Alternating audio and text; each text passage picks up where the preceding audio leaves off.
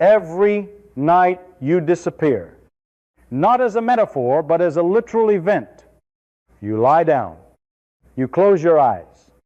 And at some point, the thing that feels like you, the awareness behind your thoughts, the quiet voice that says you are here, it shuts off. Your body remains. Your heart keeps beating.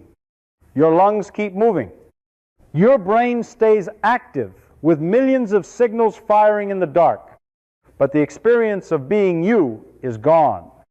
Hours pass, and then it returns. You open your eyes. You remember your name, your life, your problems, and it all feels continuous, as if nothing ever stopped. But something did stop, completely. And then it restarted. And no scientist, no physicist, no neuroscientist can fully explain where you went or how you came back.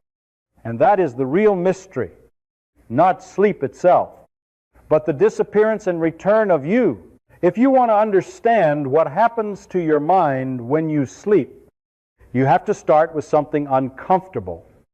We do not actually know what consciousness is, not in any complete or satisfying way. We can describe it.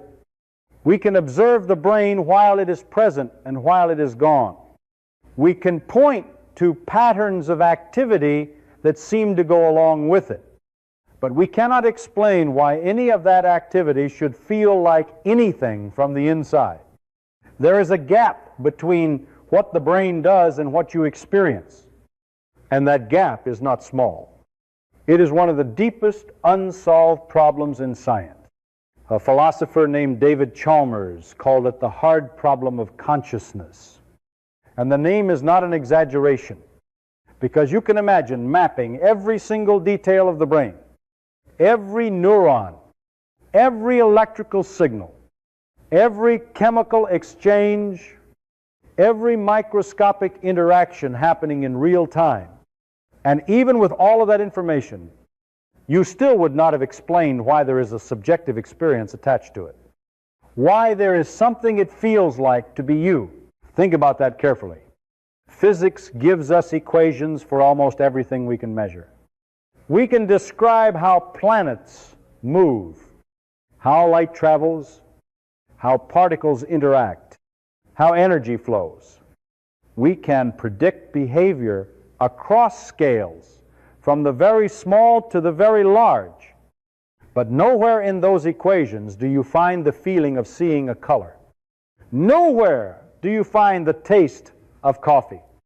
Nowhere do you find the sense that there is a center of experience, a point of view, a you existing inside the system. All of that is missing. Not because science has failed, but because we have not yet found a way to connect physical processes to subjective experience. And that is where this question about sleep becomes much more interesting. Because sleep does not just change what your brain is doing. It seems to turn that subjective experience off and then back on again. So the real question is not simply what happens when you sleep. The real question is what kind of process consciousness must be if it can disappear and return so regularly. If it were a fixed thing located somewhere in the brain, like a component you could point to, it would not make sense for it to vanish without the structure itself being destroyed. But nothing in your brain is physically removed when you fall asleep. The same neurons are there. The same connections exist. The same biological system continues to run. And yet the experience collapses. That tells us something important. Consciousness is not just about having the right parts. It is about how those parts are working together in a specific pattern. A pattern that can be disrupted without destroying the system itself. This is why many scientists have started to think of consciousness not as an object but as a process. Something that emerges from the way information is organized and exchanged within the brain. not from the mere presence of activity, but from the structure of that activity. The relationships between different regions, the timing, the coordination, the integration. And if that is true, then sleep becomes a kind of natural experiment that happens every night, because it allows us to watch that process change, weaken, collapse, and then rebuild itself over and over again in a perfectly repeatable cycle. And here is what makes this even more fascinating. You do not notice any of this happening. You do not feel yourself fading out in a smooth, continuous way. There is no clear moment where you can say, now I am losing consciousness. Now it is halfway gone. Now it is completely off from your perspective. It is more like a cut. One moment you are there. The next moment you are not, and then suddenly you are back. And that jump, that discontinuity, tells us something very important about how consciousness works. It suggests that it may not degrade gradually in the way we intuitively expect, but instead depends on certain conditions being met. And when those conditions are no longer satisfied, the experience stops. So instead of asking where consciousness goes when you sleep, it may be more accurate to ask what conditions are required for it to exist at all. What kind of organization, what kind of activity, what kind of structure must be present for a system like the brain to generate a point of view? And what changes during sleep that removes those conditions? Because if we can understand that, we are no longer just studying sleep. We are studying the very mechanism that creates the feeling of being alive from the inside. And that is the real mystery hidden inside something as ordinary as going to bed every night. When you fall into deep sleep, your brain does not turn off. It transforms. And the way it transforms reveals something critical about consciousness. Because what disappears is not activity, but a very specific kind of activity that seems necessary for experience to exist at all. If you were to look at the brain of an awake person using an EEG, you would see fast, irregular, desynchronized patterns, neurons firing in complex, shifting ways across different regions. It looks chaotic, but it is a productive kind of chaos, full of variation, full of structure, full of information being processed in parallel, different parts of the brain doing different things at different times. And that diversity is what allows the system to represent the world in a rich and detailed way. Now compare that to what happens in deep sleep, in the phase known as non-REM slow-wave sleep. Those fast patterns are replaced by something completely different. Slow, large amplitude waves that sweep across the brain in synchronized rhythms, instead of each region acting somewhat independently. Large groups of neurons begin firing together, rising and falling in unison, over and over again. And from the outside, this looks organized, almost more orderly than the waking brain. But that appearance is misleading, because what has actually been lost is the diversity of activity that carries information. Imagine a massive stadium filled with people. When you are awake, everyone is talking at once. Thousands of different conversations happening simultaneously. It is loud and messy. But within that noise, there is meaning. There are distinct signals, ideas, and messages being exchanged. Now imagine that same stadium during a coordinated wave. Everyone stands and sits in sequence. The pattern is beautiful and synchronized, but all the individual conversations have stopped. The system has become unified.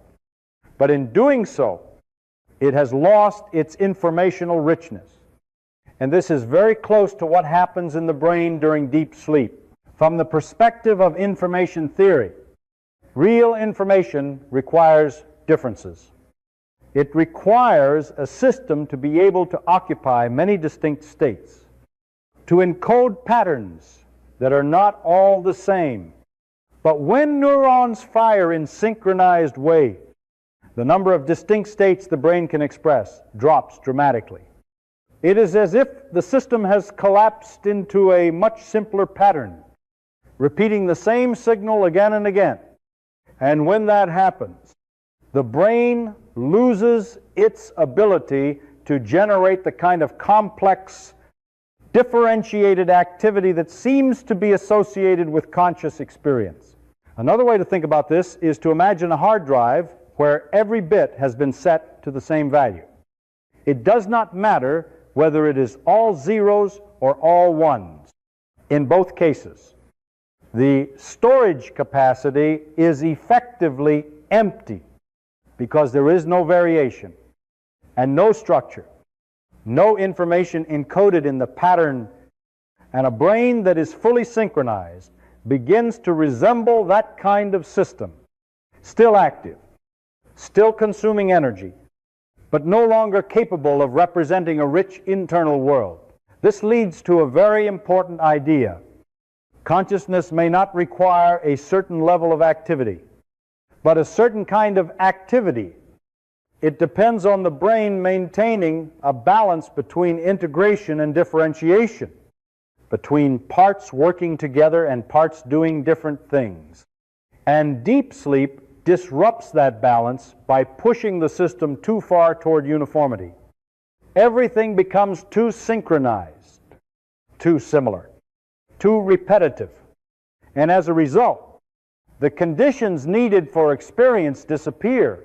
And this explains something that might seem obvious but is actually quite profound. You do not experience deep sleep. There is no memory of it, no sense of time passing, no internal narrative. Not because your brain stopped functioning, but because it stopped functioning in a way that can produce a point of view. The machinery is still running, but it is no longer arranged in the right configuration to generate awareness. What makes this even more interesting is how abruptly this transition can occur. From your perspective, there is no smooth fade into unconsciousness that you can clearly track. There is no moment where you can say, now I am halfway gone. Instead, it feels like a cut. One moment, you are thinking, feeling, aware. And then there is nothing. And that suggests that consciousness is not something that gradually dims like a light, but something that depends on specific conditions. And when those conditions are no longer met, the experience stops entirely. So deep sleep is not just rest. It is a state in which the brain reorganizes itself into a mode that is incompatible with conscious experience, a mode that prioritizes synchronization over complexity, stability over variability. And in doing so, it reveals a fundamental truth. Consciousness is not guaranteed by the presence of a working brain. It depends on how that brain is working, on the patterns it forms, on the information it can generate. And when those patterns collapse into uniformity, the experience of being you disappears with them. Deep sleep does not only change how the brain behaves internally, it also changes how the brain connects to the outside world. And this is where another critical piece of the puzzle appears. Because even if the brain were still capable of generating complex activity, it would not matter if it were cut off from incoming information. And that is exactly what begins to happen. The brain starts to shut the world out. Not gradually, but through a very specific mechanism centered around a small but essential structure called the thalamus. The thalamus sits deep in the center of the brain and acts as a relay station. Almost every sensory signal you receive, light from your eyes, sound from your ears, touch from your skin, passes through this structure before reaching the cortex, which is where higher level processing happens. When you are awake, the thalamus is open. Signals flow freely. Information from the outside world continuously enters the system, allowing you to build a stable and coherent picture of reality. You hear the subtle sounds around you.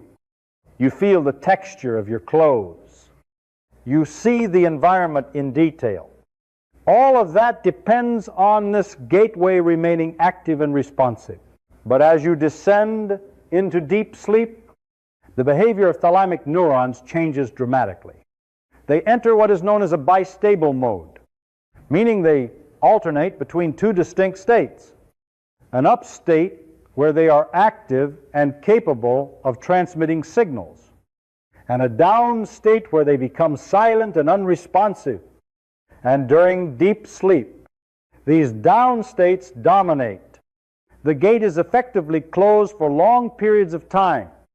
And when that happens, sensory information simply cannot pass through. It reaches the thalamus and stops there, blocked before it can ever reach the cortex. This is not like turning down the volume on a speaker. It is not a smooth reduction in sensitivity. It is more like a switch flipping between two conditions: open or closed, responsive or silent. And that makes the transition far more absolute than we might intuitively expect. The system does not slowly fade out of awareness. It loses access to incoming data in a much more discrete way. And once that access is gone, the brain is left to operate without reliable input from the external world. And yet, the system is not completely sealed. A very strong stimulus can still break through. A loud noise, a sudden movement, something intense enough to push thalamic neurons out of their silent state. And this tells us something important. The brain is not unconscious because it cannot process information at all. It is unconscious because it has raised the threshold so high that only extreme signals can get in. And even when they do not produce a normal experience. They trigger a shift, a transition back toward wakefulness. So what you have during deep sleep is a brain that is still active, still generating internal patterns, but largely disconnected from the environment. The doors are closed. The windows are shut. The flow of information from the outside has been reduced to almost nothing. And this disconnection works together with the internal synchronization we talked about earlier. Because now the system is not only less capable of generating complex differentiated activity, it is also no longer being shaped by real-world input. This combination is crucial because consciousness as we experience it is not just internal processing. It is the result of an ongoing interaction between the brain and the world, a continuous exchange where external signals are integrated into internal models, and when you remove that exchange, when you block the incoming data, the system begins to lose its grounding, even if it remains active at a basic level. You can think of it like a complex machine that depends on both internal dynamics and external input to function properly. If you cut off the input, the machine might still run, but it no longer produces meaningful output. It becomes isolated, self-contained, and in that state, the conditions required for a coherent conscious experience are no longer satisfied. So deep sleep is not just about the brain becoming simpler internally. It is also about the brain isolating itself from the world, raising barriers, filtering out nearly all incoming information, and creating a situation where even if activity continues, it is no longer anchored to anything outside. And when you combine that with the loss of differentiation inside the brain, the result is a system that is alive, active, and functioning, but no longer capable of producing the experience of being you. At this point, something important begins to emerge. Consciousness does not seem to depend on how active the brain is, but on how that activity is organized. Because during deep sleep, the brain is still highly active. Neurons are firing. Energy is being consumed. Signals are moving. And yet there is no experience. There is no awareness. And that forces us to reconsider a very common assumption, that more activity means more consciousness, because the evidence suggests something else entirely. What matters is not the amount of activity, but whether that activity is integrated into a unified whole. To understand this, imagine two systems, both equally active, both processing information, but in completely different ways. In the first system, all the parts operate independently. They do their own computations, but they do not communicate deeply with each other. The overall system is just a collection of isolated processes. In the second system, the parts are tightly connected. They exchange information, influence each other, create patterns that only exist because of their interaction. And the system behaves as a single, coherent entity rather than a set of separate components. Both systems may be active, but only one of them is truly integrated. This idea is at the center of a theory known as integrated information theory, proposed by neuroscientist Giulio Tononi. And the core claim of this theory is both simple and profound. Consciousness corresponds to the amount of integrated information a system generates. Not just information, but information that is unified, interconnected, and irreducible to independent parts. In other words, consciousness is not about how much is happening, but about how much the system is acting as a whole. Tononi introduced a concept called phi, which is meant to measure this integration. If a system can be broken down into independent parts without losing anything essential, then its phi is low.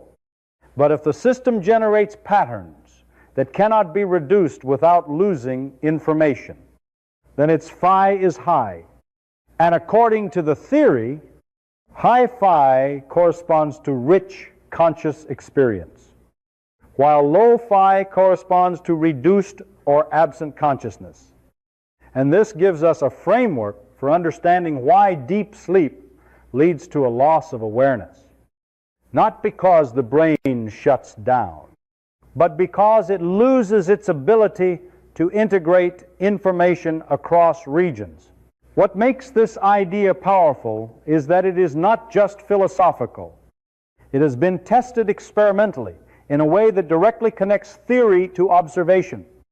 One of the most striking examples comes from a technique called transcranial magnetic stimulation, or TMS, where a magnetic pulse is applied to the surface of the brain to briefly disturb neural activity.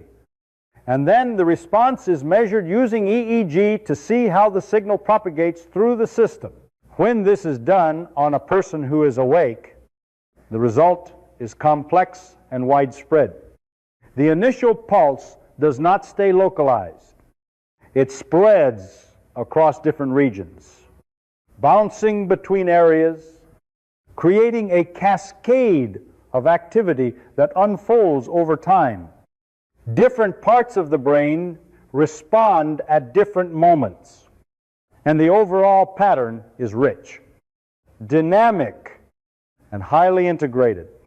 It is like dropping a pebble into water and watching ripples expand. interact, and form intricate patterns as they move outward. Now perform the same experiment on a person in deep sleep. Same pulse, same location, same intensity, and the result is completely different. The signal appears briefly but remains local. It does not spread far. It does not create complex interactions. It simply fades away, as if the system is unable to sustain or propagate the disturbance. It is more like dropping that same pebble into thick mud. There is a small splash and then nothing. No ripple, no expansion, no interaction. This contrast reveals something fundamental. The brain during deep sleep has not lost its ability to respond, but it has lost its ability to integrate responses across regions. The connections that allow information to flow and combine into a unified pattern are no longer functioning in the same way.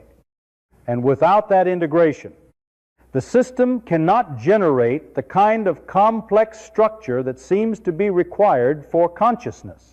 So the difference between being conscious and unconscious may not be about whether neurons are firing, but about whether those neurons are participating in a coordinated, interconnected network that produces something greater than the sum of its parts. And when that network breaks down, when regions become isolated, when signals fail to propagate and interact, the unified experience disappears. Even though the underlying biological machinery is still active, this leads to a powerful conclusion. Consciousness is not located in a specific place in the brain. It is not a single region or a single process. It is an emergent property of how the entire system works together. And when that cooperation is disrupted, when integration collapses, the experience of being a unified self collapses with it, leaving behind a brain that is still alive, still active, but no longer generating a point of view. And yet consciousness does not stay gone for the entire night. It comes back, but not in the form you expect, not stable, not grounded, not fully under control. It returns in a distorted and fragmented way, and this is what we call dreaming.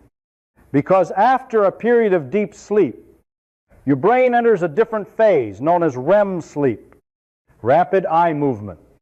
And during this phase, something remarkable happens. If you look at the brain using EEG, the patterns no longer resemble deep sleep. They shift back toward fast. Irregular, desynchronized activity.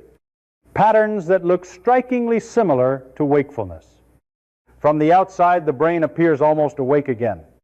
Active, dynamic, complex. And with that change, something else returns. Subjective experience. You begin to see images, hear sound, feel emotions, move through environments, interact with people. There is a sense of being inside a world again. A point of view has reemerged. And this is crucial because it tells us that the conditions for consciousness have been partially restored. The brain has regained enough integration and differentiation to generate experience. But something is still different. Something essential is missing. The difference lies in how the brain is operating at a higher level, particularly in regions like the prefrontal cortex, which is responsible for reasoning, self-monitoring, and reality checking. During REM sleep, this region is much less active, and that changes everything, because now you have a system that can generate vivid experiences, but lacks the mechanism to evaluate them, to question them, to compare them against reality. And the result is a kind of consciousness without control, without critical oversight, without the ability to say, this does not make sense. This is why dreams can be so strange and yet feel completely real while they are happening. You might find yourself in impossible situations, talking to people who are not there, moving through places that defy logic, and at no point does it occur to you that something is wrong, because the part of the brain that would normally flag those inconsistencies is not fully engaged. The experience unfolds, and you accept it as reality in the moment. What makes this even more interesting is where the content of dreams comes from. Because unlike wakefulness, where your brain is constantly shaped by input from the external world, during REM sleep, that input is largely absent. The thalamic gate we discussed earlier is only partially open, and much of what the brain processes is generated internally. Signals from the brain stem, fragments of memory, emotional residues, incomplete patterns stored from previous experiences. All of this becomes the raw material for the dream. So the brain is still running the same fundamental processes. It is still integrating information, still constructing a model of reality, but now the input has changed. Instead of being driven by real sensory data, it is driven by internal noise and stored information. And this creates a powerful illusion, because the system that normally builds your perception of the world is now building a world without external constraints, and yet the result feels just as real. You can think of it as the same engine running under different conditions. During wakefulness, the engine processes signals from the outside: light, sound, touch, forming a consistent and shared reality. During REM sleep, the engine runs on internally generated signals, and the result is a private reality, one that exists only within the brain, but is experienced with the same intensity and conviction. This reveals something deeply unsettling and fascinating at the same time. The line between perception and hallucination is much thinner than we tend to believe, because in both cases, the brain is constructing an experience. The difference is only in the source of the input, external or internal. And your sense of reality depends entirely on that distinction, a distinction that disappears during dreams. So dreams are not just random images or meaningless noise. They are evidence that consciousness can return even when the brain is cut off from the world. But when it does, it returns in a form that is unanchored, unstavely, and shaped entirely by the brain itself. A kind of self-generated reality that feels real from the inside, but is disconnected from anything outside. And this brings us to an important realization. Consciousness is not simply on or off. It is not a binary state. It can exist in different forms depending on how the brain is organized. Deep sleep represents a state where the conditions for experience collapse. REM sleep represents a state where those conditions partially return, but without full control. And wakefulness represents a state where integration, differentiation, and external input are all aligned to produce a stable and coherent sense of reality. So within a single night, your brain moves through multiple configurations, losing consciousness, regaining it in a distorted form, and eventually restoring it fully. And each of these states reveals something different about what consciousness requires. Not just activity, not just energy, but a precise balance between integration, differentiation, and connection to the world. To really understand what sleep does to consciousness, it helps to compare it to something that looks similar on the surface, but is fundamentally different underneath. And that comparison comes from general anesthesia, because anesthesia gives us a kind of controlled experiment, a way to see what happens when consciousness is removed, not gradually, not rhythmically, but almost completely and all at once. And what we find is both striking and deeply informative. When a person is placed under general anesthesia with a drug like propofol, the experience is not like sleep. There are no dreams, no fragments of awareness, no shifting internal worlds. Instead, there is a gap. One moment, the person is conscious, counting backward, aware of their surroundings, and then there is nothing. And the next moment, they are waking up, often hours later, with no sense of time having passed, no memory of anything in between.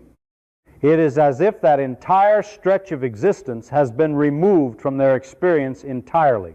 This is important because it shows us that consciousness can disappear more completely than it does during natural sleep. During sleep, even though you lose awareness in deep stages, it returns in REM. It fluctuates, it cycles. The system remains dynamic. But under anesthesia, that dynamic cycling is gone. The system is not moving between different configurations of consciousness. It is pushed into a state where the conditions for experience are suppressed at a much deeper level. And yet, just like in sleep, the brain does not shut down completely. Neurons continue to fire, metabolic processes continue. Energy is still being used. The system is still alive and active in a biological sense. So once again, we are forced to confront the same idea. Consciousness is not about whether the brain is active. It is about how that activity is structured. And what anesthesia seems to do is disrupt that structure in a very specific way. At the neural level, drugs like propofol interfere with the ability of different regions of the brain to communicate effectively. They alter the balance of excitation and inhibition. They change how signals propagate. And most importantly, they break down the large-scale integration that appears to be necessary for a unified experience. Instead of a coordinated network exchanging information across distant regions, the brain becomes fragmented. Local areas may still be active, but they are no longer working together as a single coherent system. If you were to look at the brain under anesthesia using techniques similar to the ones we discussed earlier, you would see patterns that are even more disrupted than those in deep sleep. Responses to stimulation become weak.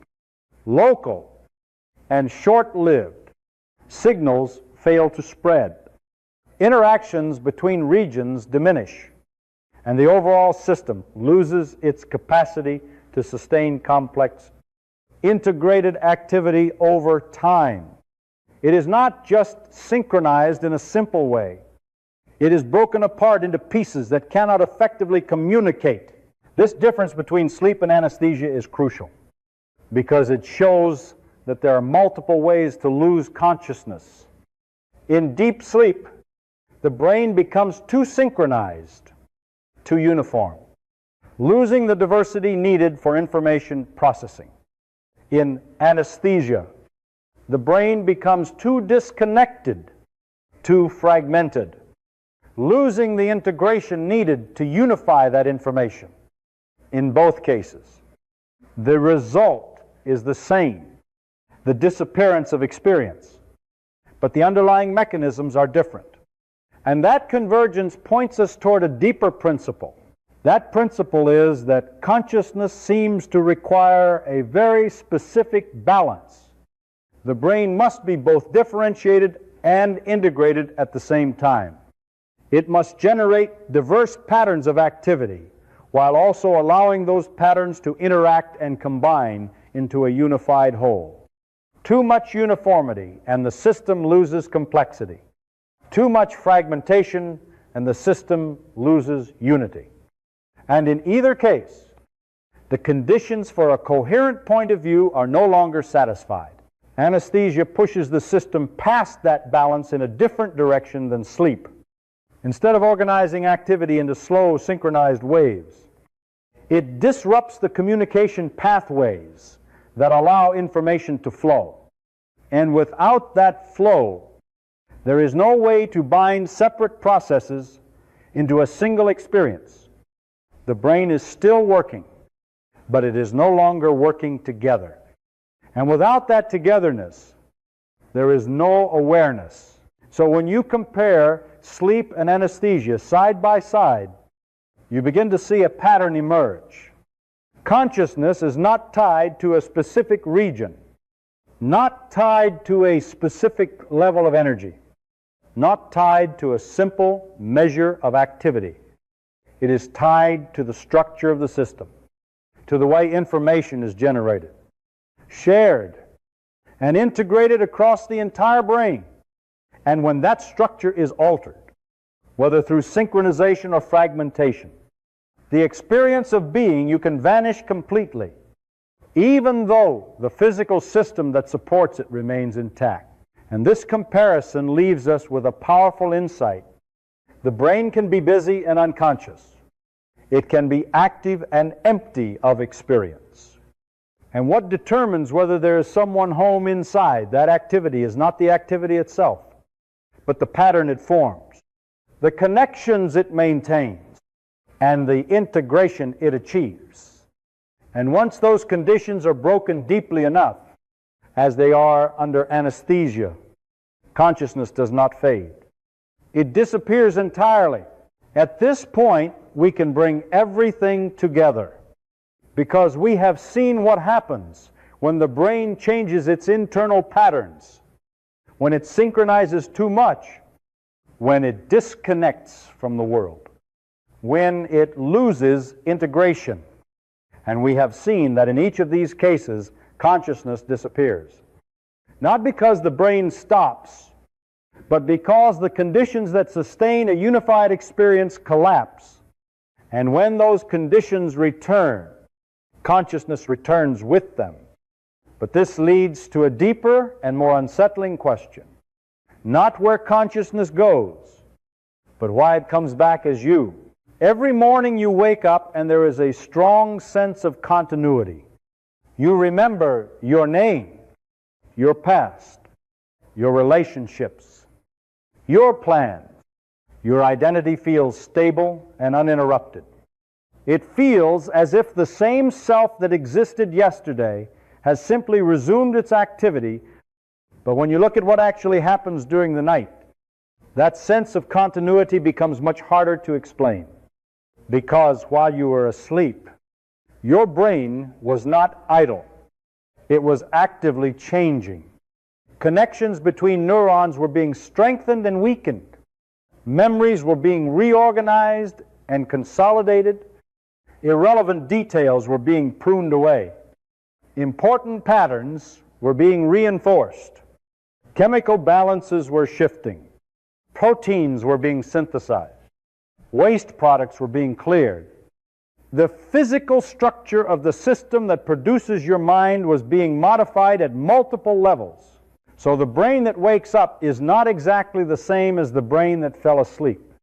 It is a slightly different system with different patterns of connectivity, different distributions of activity. And yet when consciousness returns, it carries with it the same sense of identity, the same feeling of being the same person. And this is where the mystery deepens, because the continuity you experience is not a simple reflection of an unchanging physical system. It is something that has been reconstructed. You can think of it as a pattern being interrupted and then rebuilt. During deep sleep, the pattern collapses. The integration disappears. The system no longer generates a point of view. And then, as the brain reorganizes and returns to a state capable of integration, the pattern reemerges, and with it comes the experience of being a self. But there is no guarantee that this is literally the same instance of consciousness that existed before. It only feels that way because the new pattern contains the same memories, the same structures, the same information that defines who you are. This is where an analogy can help. Think of a flame. When you blow out a candle, the flame does not travel somewhere else.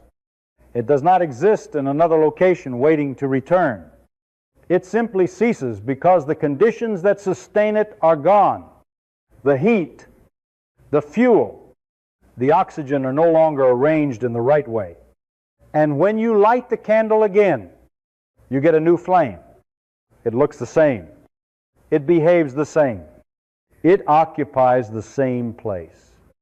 But it is not literally the same flame as before. It is a new process arising from similar conditions. Consciousness may be like that.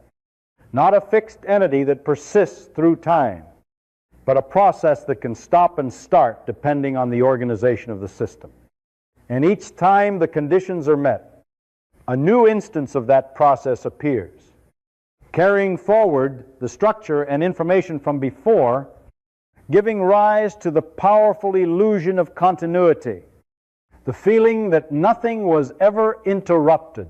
And this reframes the original question in a profound way. Instead of asking where your consciousness goes when you sleep, it may be more accurate to say that it does not go anywhere at all. It simply stops. And when you wake up, it starts again. And the reason it feels like the same you is because the underlying system preserves enough information to reconstruct that identity with remarkable precision.